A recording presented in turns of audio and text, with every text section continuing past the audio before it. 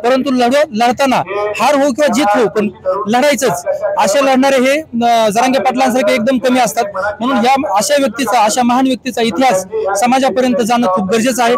हा चित्रपट विनोदी नसणार आहे, कारण ह्याच्यात जे काय आहे ते सत्य असणार आहे सगळं। मी आतापर्यंत जे चित्रपट बनवले मी काल्पनिक चित्रपट बनवत नाही। सिनेमा असा विषय की तो घराघरात पोहोचतो, तर मग जरांगे पाटलांचा एवढा जो इतिहास आहे हा समाजापर्यंत गेलायच, पण चित्रपटाच्या माध्यमातून तो अजून चांगल्या पद्धतीने जाऊ शकतो। या चित्रपटाचं दिग्दर्शन मी करत आहे, कारण याच्या आधी पण मी बरेचसे चित्रपट केले, पण जरांगे पाटलांवरती चित्रपट करणं आणि तो लोकांसमोर आणणं ही खूप कौतुकाची आणि खूप चांगली गोष्ट आहे।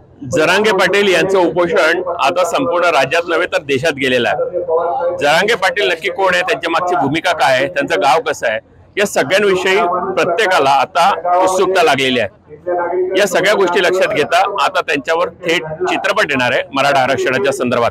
चित्रपटाचे निर्माते आणि सगळे सहकारी जे आहेत ते आपल्या सोबत आहेत, आपण त्यांच्याशी चर्चा करणार आहोत। काय कल्पना आली की आपण जरांगे पाटील यांच्यावर चित्रपट करावा?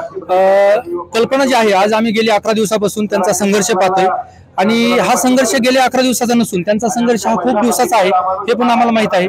परंतु अशा संघर्षाची व्यथा ही समाजातील तळागाळापर्यंत गेली पाहिजे। दुसरी गोष्ट की ही येणारी पिढी जी आहे त्या पिढीपर्यंत पण पाठीमागे काहीतरी इतिहास राहिला पाहिजे, कारण हा इतिहास आहे। कारण लढणारे खूप लढतात, परंतु घाबरून पळणारे पण त्याच्यात खूप असतात। परंतु लढताना हार हो किंवा जीत हो पण लढायचंच असे लढणारे हे जरांगे पाटलांसारखे एकदम कमी असतात। म्हणून या अशा व्यक्तीचा अशा महान व्यक्तीचा इतिहास समाजापर्यंत जाणं खूप गरजेचं आहे। म्हणून आम्ही या ठिकाणी ठरवलं की त्यांच्या या कार्यावरती एक मराठी चित्रपट बनवायचा, मराठी माणसांसाठी तो चित्रपट बनवायचा।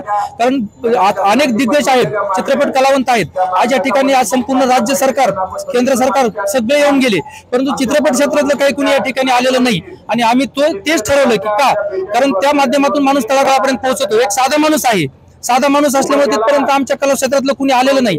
आणि आम्ही तेच ठरवलं की नाही, आपला माणूस मातीतला माणूस आहे, तर त्या माणसाचा इतिहास हा पाठीमागे राहिला पाहिजे, म्हणून आम्ही हा चित्रपट करतो। त्या चित्रपटामध्ये गेल्या काही दिवसांपूर्वी एक चित्रपट आला होता, एक मार्मिक आणि विनोदी असं दोन्ही अंग असलेला पिपली लाईव्ह असा चित्रपट आला होता। अशाच पद्धतीनं उपोषण, प्रसिद्धी आणि सगळ्या गोष्टी आणि शासनाची भूमिका या सगळ्या गोष्टींवर पिपली लाईव्ह खूप चालला होता। तशाच पद्धतीचा हा मार्मिक किंवा विनोदी चित्रपट असेल का? नाही, हा चित्रपट विनोदी नसणार आहे, कारण ह्याच्यात जे काय आहे ते सत्य असणार आहे सगळं। मी आतापर्यंत जे चित्रपट बनवले मी काल्पनिक चित्रपट बनवत नाही, जे वास्तव आहे, जे काही चित्रपट बनवले आम्ही आतापर्यंत हे सर्व वास्तववादी चित्रपट बनवतो। त्यामुळे माझ्या आयुष्यात मी काल्पनिक चित्रपट कधीच बनवणार नाही। त्यामुळे हे पण जरांगे पाटलांचा जो इतिहास आहे, पहिल्यापासून त्यांचं जे काही स्ट्रगल आहे आणि त्यांना केलेला जनतेने सपोर्ट आहे, हे मी त्या चित्रपटातून वास्तव म्हणजे हा चित्रपट एक वास्तववादी असेल। जो चित्रपट पाहिल त्यांना हे काल्पनिक काहीच वाटणार नाही, एक वास्तव असेल। नक्की काय भूमिका तुम्ही जरांगे पाटील यांची भूमिका करता? शरीरयष्टीमध्ये फक्त फरक जाणवेल, काय अभ्यास केलाय?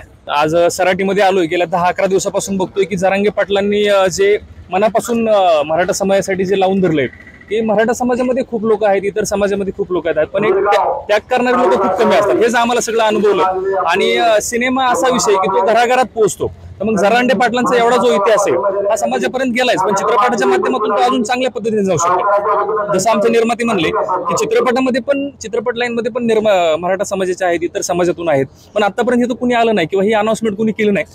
पण आम्ही आमचं सगळं काम सोडून तात्काळ आम्ही ह्या सिनेमाचं नाव रजिस्टर केले, संघर्ष योद्धा मनोज जरांगे पाटील, आणि ह्या सिनेमाची निर्मिती करतोय। आणि ह्याच्यामध्ये जरांगे पाटलाची भूमिका मी करतोय। मला खूप छान वाटतंय की चित्रपट सृष्टीमध्ये मी येऊन आज कुठेतरी सार्थकी झाल्यासारखं वाटतंय आणि परफेक्ट पद्धतीने तो सिनेमा मांडणार आहे। काय भूमिका राहील चित्रपटाची? सगळी स्क्रिप्ट कशा पद्धतीने असेल, कसा अभ्यास तुमचा या सगळ्या संदर्भात चालू केला आहे? काही स्क्रिप्टिंग तयार झाली आहे का? मनोज जरांगे पाटलांचा जो चित्रपट आम्ही करत आहोत त्याचं दिग्दर्शन मी करत आहे।